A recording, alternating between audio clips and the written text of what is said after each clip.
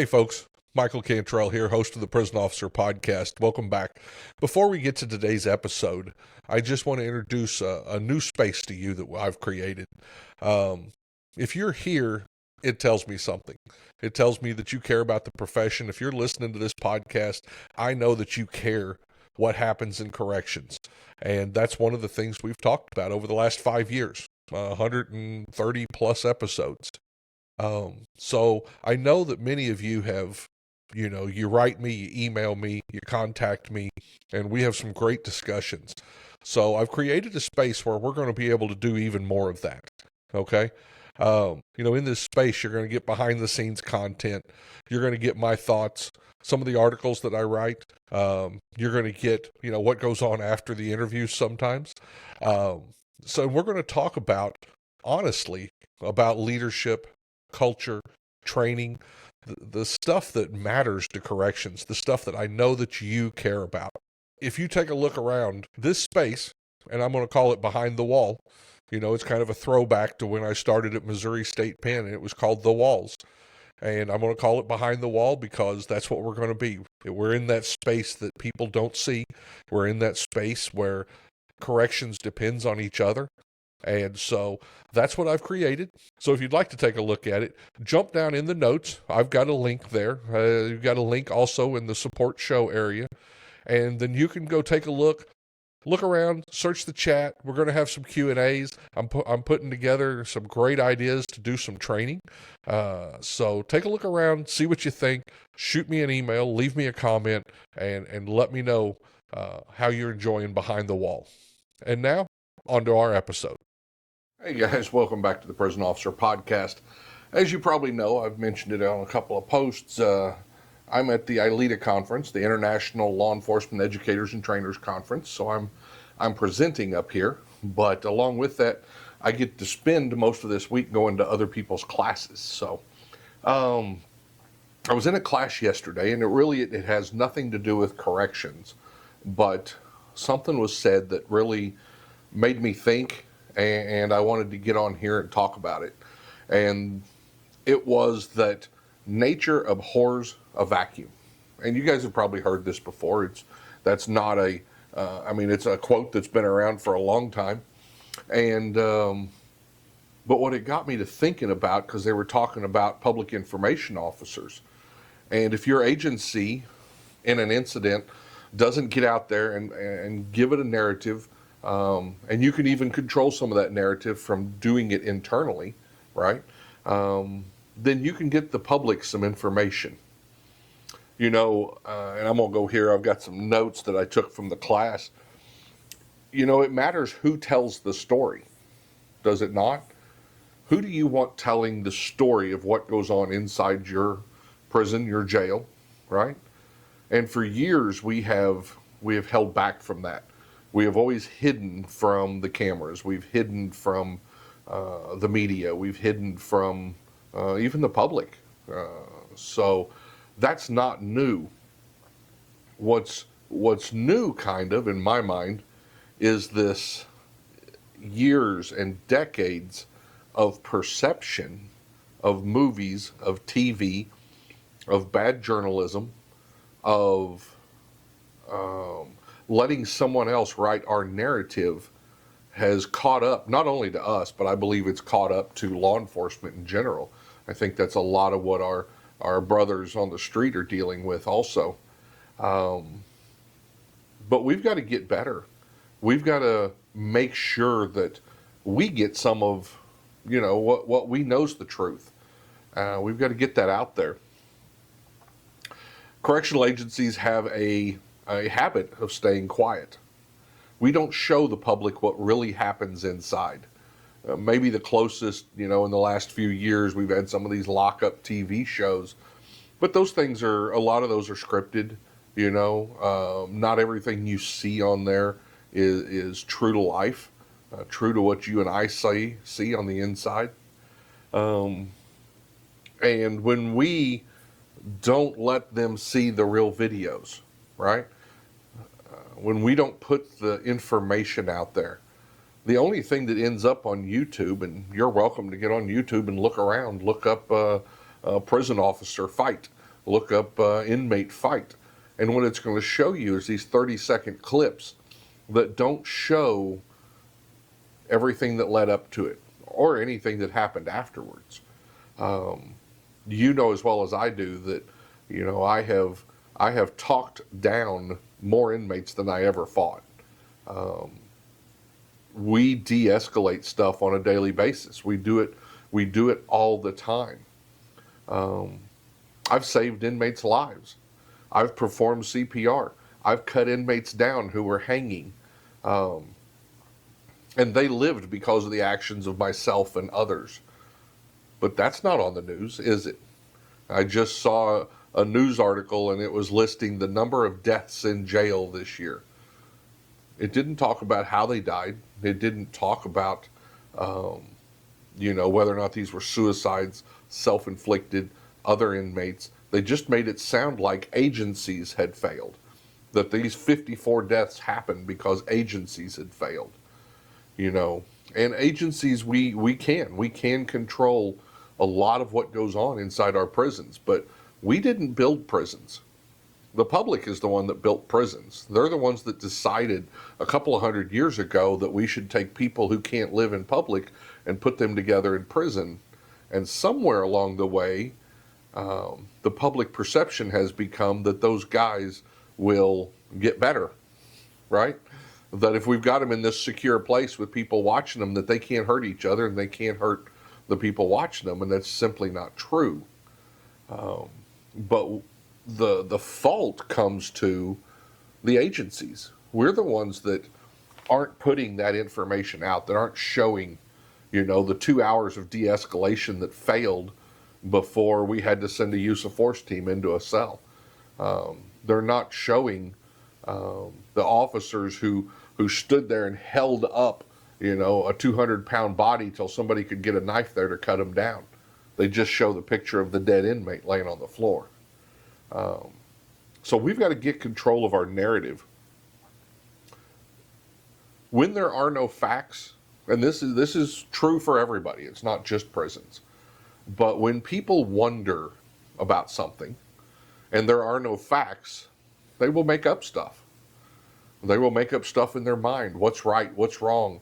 And that's where we mess up. Everybody wonders what goes on behind the wall, behind the fence, behind the bars. And since there's this vacuum where we won't say what goes on there, we won't show what goes on there, we don't talk about what goes on back there, then we leave it open for other people to do that interpretation. We leave it open for media to cover us with bad stories that always show the officers doing the wrong thing, that only show the few bad apples in the barrel. We leave it open to inmates who have no problem. Look on the internet and see how many inmate podcasts there are. They're everywhere. And they have no problem lying. They have no problem. And some of it, I will grant you, is their perception from a different view. But a lot of it is bold-faced lies. They're talking about how poorly they're fed. I've been in several prisons. You're fed as good as anybody is at a nursing home or a school. It's institutional cooking. You're right. You don't get Taco Bell, but you're getting fed well. You get a full meal. So, but they're not going to tell you that. They're going to tell you that they get fed poorly. They're going to call up on the phone and they're going to tell their family, it's cold. They won't give me a coat. I can't get an extra sheet. I can't get some shoes. And so that family will send them money. And this is the narrative they want to push because it benefits them. If their parents, if the family, if the public feels sorry for them, what do they get out of that? They get quite a bit of stuff out of that. They get money put on their books. They get sympathy. They get treated better. They're allowed to manipulate people because they have this sympathy, empathy thing going on. So how do we get in front of that? We're the people that tell the truth. So get out there and tell the truth. And if we have something bad happen, then get out there and tell the truth about what happened that was bad. Because if we don't do it, people are just going to make it up in their minds. Think about some time in your life, and I know this has probably happened to everybody, one of your family members maybe goes to the store or goes on a trip, and you know that they were supposed to be back at 3:30. Well, it's 4 o'clock now.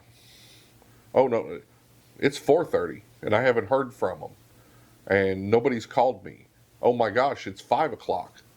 Where are they at? What's going on? What goes through your mind when you don't have those facts? Well, what goes through most people's minds is usually the worst case scenario. That's what goes on in people's minds when they think about prison. If we don't tell them what the truth is, if we don't help them understand what goes on in your jail, in your prisons, then they're going to take the worst case scenario and they're going to run with it. And that's where we come in. That's where we bring the truth. That's where we shine the light. You know, we live in a social media, and you guys know this as well as I do. Some people call it doom scrolling. As you flip through there, there's no way to explain what goes on in prison in 30-second bites. You can't do it. And I don't even think they're trying. I think it's sensationalism. If I can show blood, if I can show violence, if I can show sex, then somebody's going to click. Then somebody's going to stop for a second because it's shocking. And so prison is getting drawn into this, as well as law enforcement on the streets and many other things. But it's getting drawn into this simply for the sensationalism of it. Crime fascinates people. It always has. You know, I've authored a couple of books, so I've read up and been part of some writers groups. And up to 60 or 70% of crime junkies identify themselves as women. That blows my mind. I don't know why people are so fascinated with crime. And I really think that faced with true crime, that people aren't as fascinated with it. This whole culture of crime junkies, this is what they see on TV. This is what they see on the movies. This is what's portrayed in a neat little package. But that's not crime. That's not criminals. That's not the violence that you and I see every day. That's not the inmates taking advantage of other inmates. That's not the meth head who doesn't know where they're at. That's not the mental health inmate now trapped in prison and off his meds and going to probably get in worse trouble and stay in prison longer. That's crime. That's what goes on in our world. It's not a neat little book or a movie with a good ending, right? That's just, I don't know. That's my view on it. You know what we've got isn't, I don't want you to think that this is a PR problem. I'm not talking about public relations. I'm talking about shining light. We need to shine light on this profession. We need to get out there and bring people in and let them view what the truth is. I mentioned several podcasts back. You know, I sat and listened to a lady who talked about what she knew about prison. And it came from her relative who was in a prison camp. And he told her all kinds of stories. And then she came to this group and she told them all kinds of stories like it was fact. And it made me really sad. Because I watched people nod and take that in as truth. And that's not what it was. I've walked through these places, real prisons, not a camp. Not a camp where he's playing Xbox. Not a camp with a basketball court. Not a camp with no fence. But real prisons where real stuff happens. And it made me sad to see everybody sit there and nod and take in this information, even though it wasn't true. It's not a PR problem. It's a light problem. Prisons, you know, and they always depict us as shadowy places, right? And these dark corridors. Well, we need to remove the shadow from what we do. We need to invite people in. We need to invite community leaders in. I think every politician who makes laws should have to tour a prison every year or two. A real prison, not a camp, not a dog and pony show, because I've been through dozens of those where we have some high-level senator come through, so we lock everything down, we bring out 6 inmates that are model inmates, and he talks to them, doesn't go any farther than just inside, and then leaves and does a press release in the parking lot. I've watched that. No, we need them to come in. We need them to come in and see how their laws affect people. That's what we take care of, is people. See how the laws affect people. I'd like to see judges. Judges should have to come through a prison on a tour every year. They should have to go see what goes on behind the walls, behind the fences, in the jails, in booking. These nice, cleaned up inmates that show up in their courtroom aren't the same people who came into your booking, are they? Judges need to see some of that.